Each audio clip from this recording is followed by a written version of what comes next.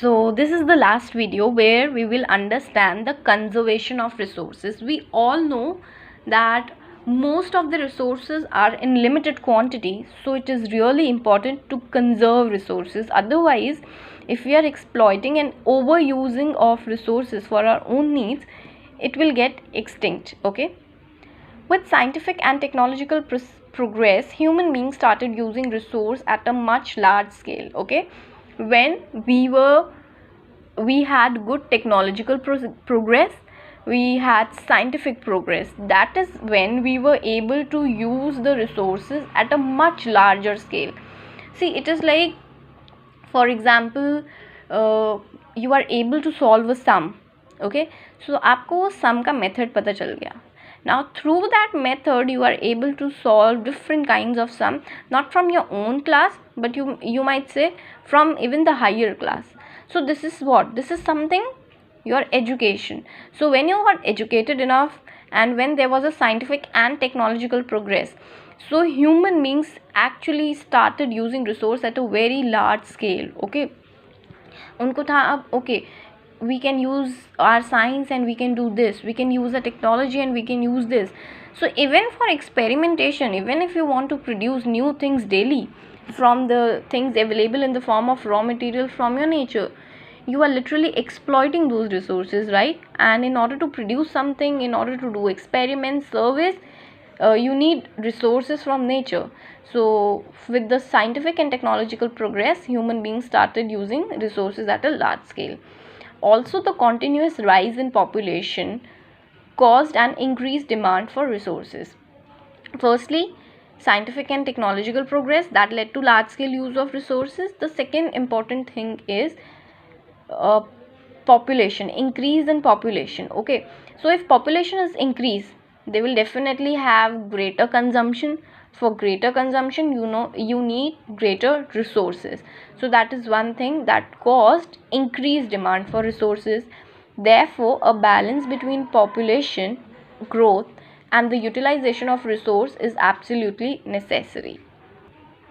Okay, so conservation of resource basically teach us that, see, everything is limited in environment that will satisfy your need, but we need to maintain a balance between population growth and utilization of resource. Okay, so that there can be an balance, there can be balance things out, and absolutely all the demands of people can be reached out.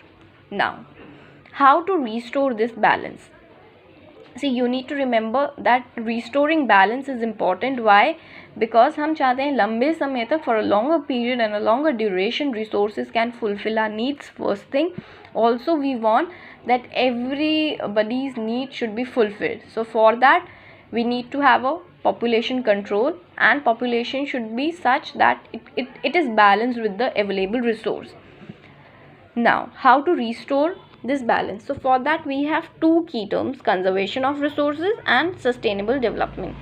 So first I will explain you conservation of resources. Using natural resource carefully without wasting them is called conservation of resource. Conservation of resource basically means whatever resource you are having it, you are not wasting it, and you are basically using it wisely. Okay, now what are the different ways? Say no to plastic. Okay, stop littering, that means stop throwing garbage here and there. Avoid the use of toxic chemicals, which is basically harmful for environment, and practice rainwater harvesting. So these are few ways through which we can conserve the resources. Okay, we will not waste resource. Now the second term is sustainable development. Whenever you come across this term sustainable, you need to remember this word future generation in mind. How? When we use natural resources properly for today's need and also conserve them for future generation, it is called sustainable development. What is called sustainable development? Basically, in conservation of resources, our purpose is whatever resources we are having, we need to use it wisely. But when I am saying sustainable development directly means that to use resources in such a way wherein today's needs can also be fulfilled and the upcoming future generation needs can also be fulfilled. So the ways are basically similar. Switch off lights when not needed, recycle things. If you're recycling things, like for example we have petroleum, and instead of using so much personal cars, one individual using one car, we can use carpooling. Okay, we can recycle things, like we can recycle paper so that less trees can be cut. Close the tap while brushing teeth. So these are few basic ways. So what is conservation of resources actually trying to explain us? They are trying to explain us one major thing, that we need to maintain balance, and the other major thing that we need to conserve the resources. And why do we need to conserve resources?